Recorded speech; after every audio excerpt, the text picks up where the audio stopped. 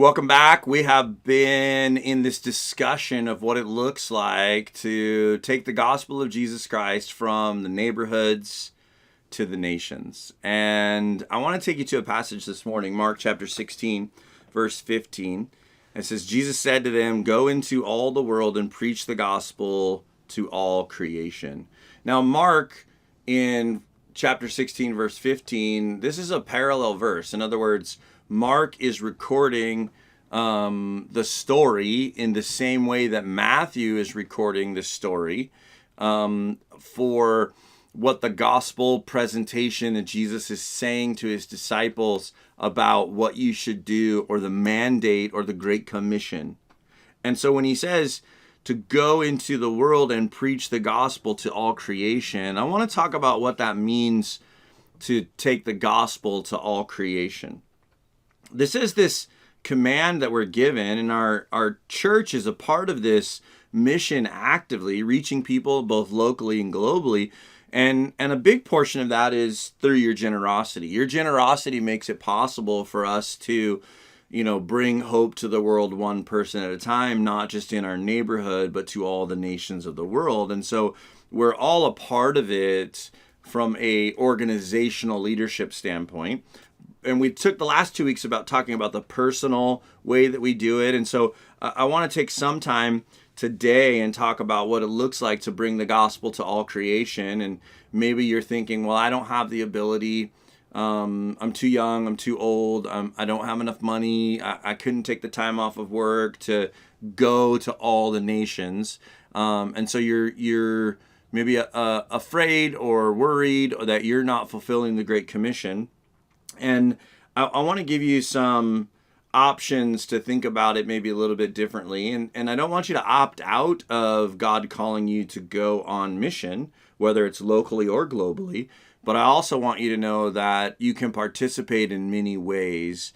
We talk about this often, about pray, give, go. And ultimately, we should try and strive to do all three.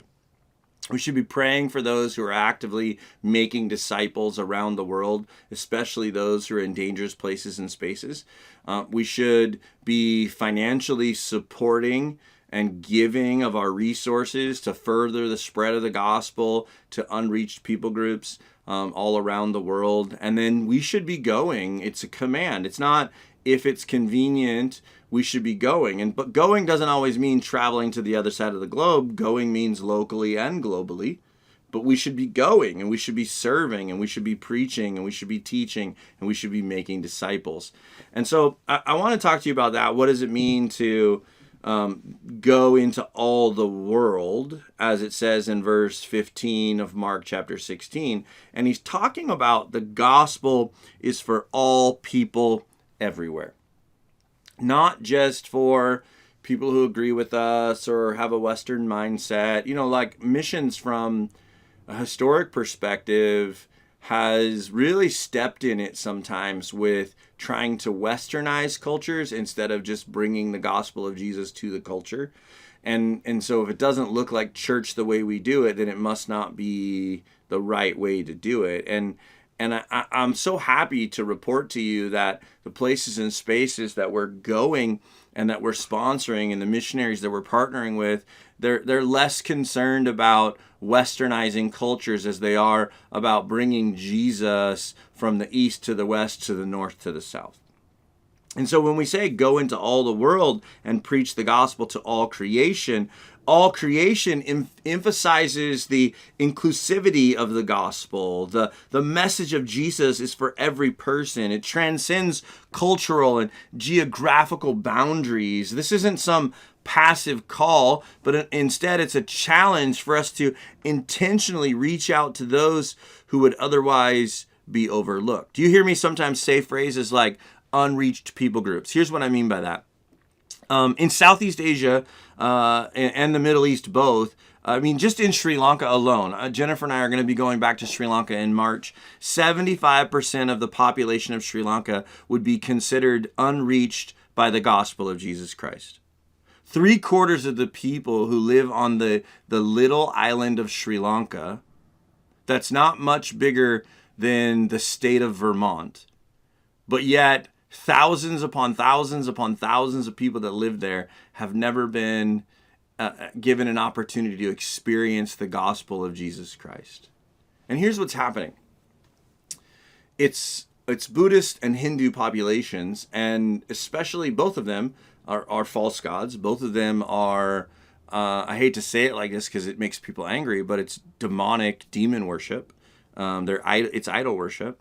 And, this search for enlightenment, or I'm my own personal God, or in the context of Hindu, there's all this pantheon of gods. And like when you see that, it's clearly a demonic expression, this pantheon of godlike people that I'm trying to please through my actions and my sacrifice and through penance and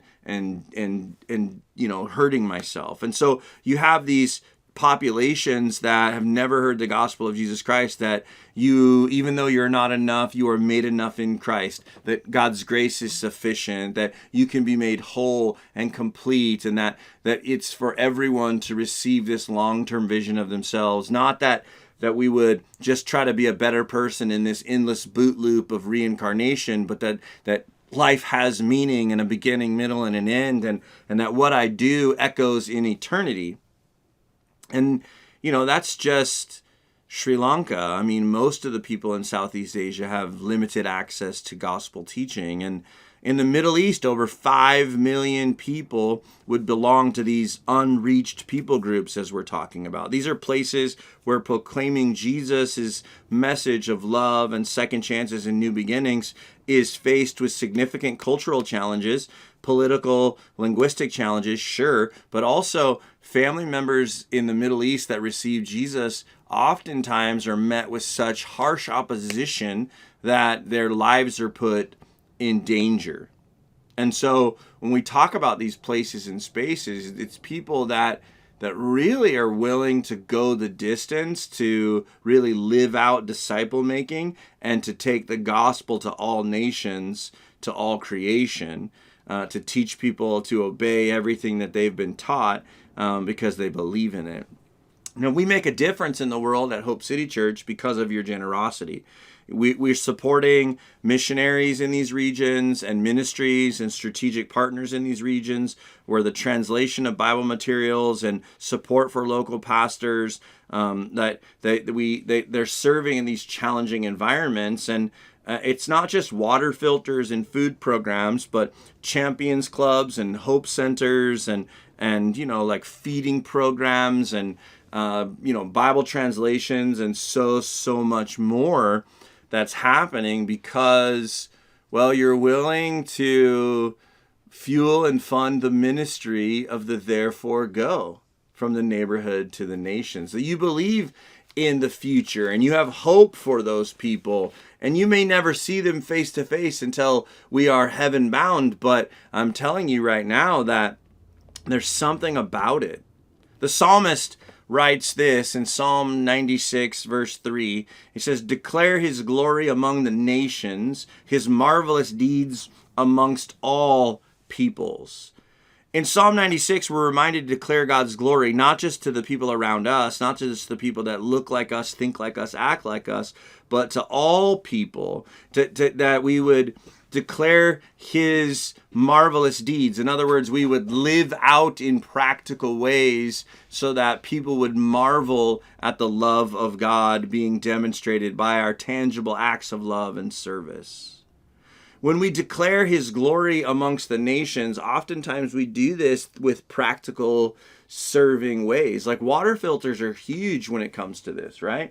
We found this avenue through our partnership with Sawyer Water Filters, that when you bring clean water to a community, people pay attention to the person that brought that water there and what they have to say. And so we work with the local leaders and the local churches and the local pastors so that, I don't want to be the hero of the story. I want the local pastor to be the hero of the story. And so we bring these filters and we distribute them through the local churches. And, once the program is set up, now the people that have gotten those water filters are being visited regularly and discipled by the church leaders as they come and do health checks for these people, as they come and make sure the water filter is still working. There's an opportunity for them to have touch points and impressions and gospel mediation happening, and the sharing of the message of God's hope.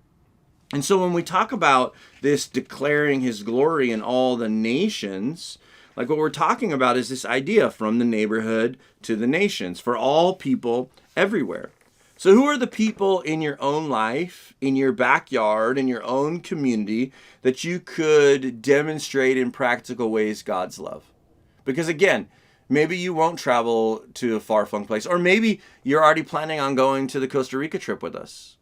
Maybe that's what you've already been planning. You've signed up, you've paid your deposit, you've got your, and this is going to be your first real far trip. Mexico is amazing. We go there, but it's just right across the border. We can drive ourselves. We go there all the time. But this will be the first time that you've I'm going to therefore go. And so maybe you're doing that, but maybe you're not there yet. Maybe you're still practicing and working on it. But what does it look like for you to work on it and practice it and develop? Because that's what discipleship is you living out what you've been learning. And it's about precepts stacking upon precepts. And so how are you doing in your everyday life? In fact, I just want to pause and pray for you right now, that you would be open to hearing God speak to you about how you could serve your community, and that you wouldn't be waiting on the church to build a program for you to participate in, but that you would begin to serve in such a way that you were the one that was building the programs, that was leading other people to serve. Let's pray. God, you work in us and through us, and you are able to use all varieties of people and spaces and places to do your work. And in the same way that you want the world to hear about your love and your kindness, you want each and every person that's a part of this discipleship process that's happening right now to begin to share your love with the world around you. And so we pray that you would give us courage and boldness, but also let us be creative and innovative as we do it together. In your name, amen. This urgency that I'm talking about of sharing the message. When Mark 6:15 says, he says to them, go to all the world, and then he says, preach the gospel to all nations. We think of that word preach, and you think, well, that's pastor's job, right? That's a preacher's job. No, preach is to proclaim boldly. And so there's this urgency or this fervor that's implied by the use of that word preach. It implies urgency. It implies the need to share the good news with immediate, passionate delivery, especially in a world that's longing for hope and for meaning. The time to act is now. People are more open to spirituality than they've ever been before, and the church has an opportunity. When I say the church, I don't mean the organization. I mean you and I.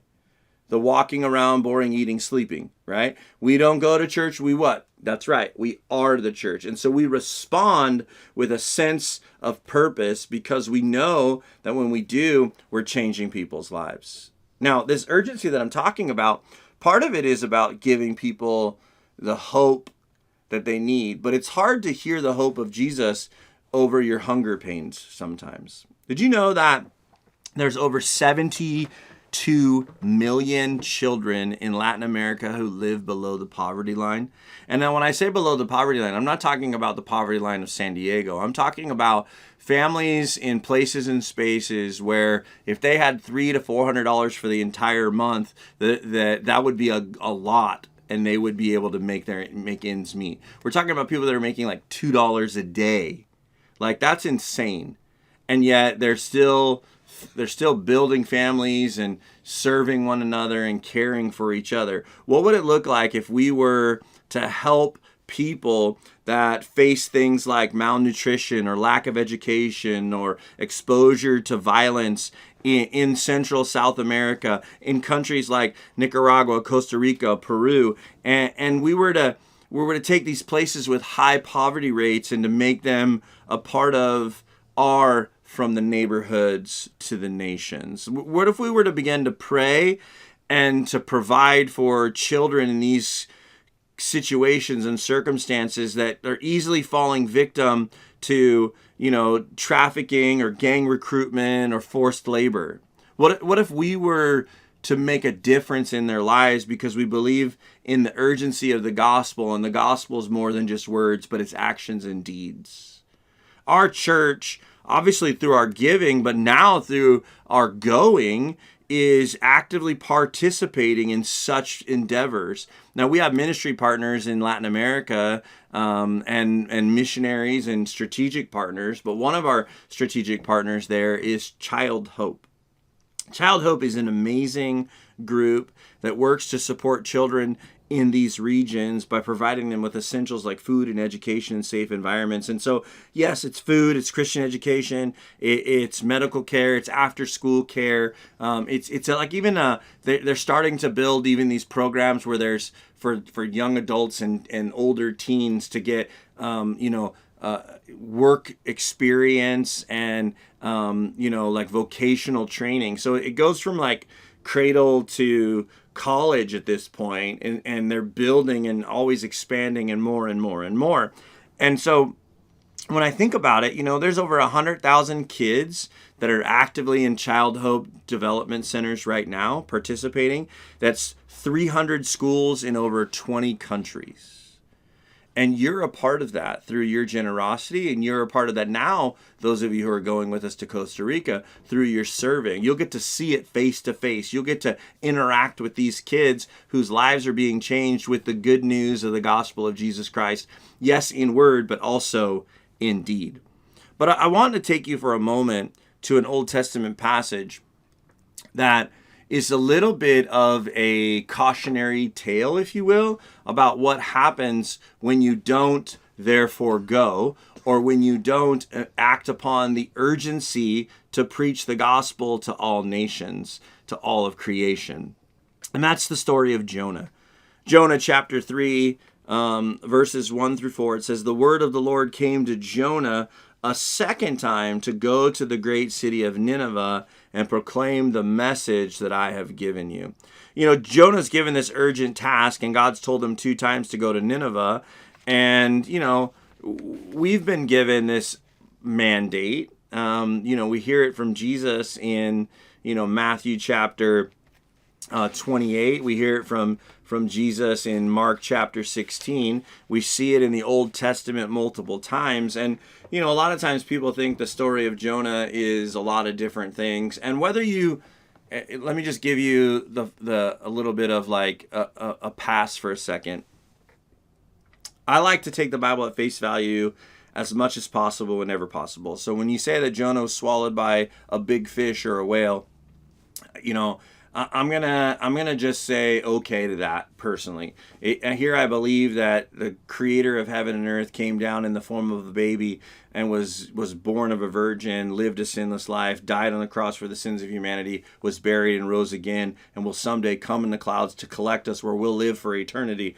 So I think God can use a fish and somehow put a bubble of air around a man to keep him alive if that's what he chooses to do, because my God is powerful.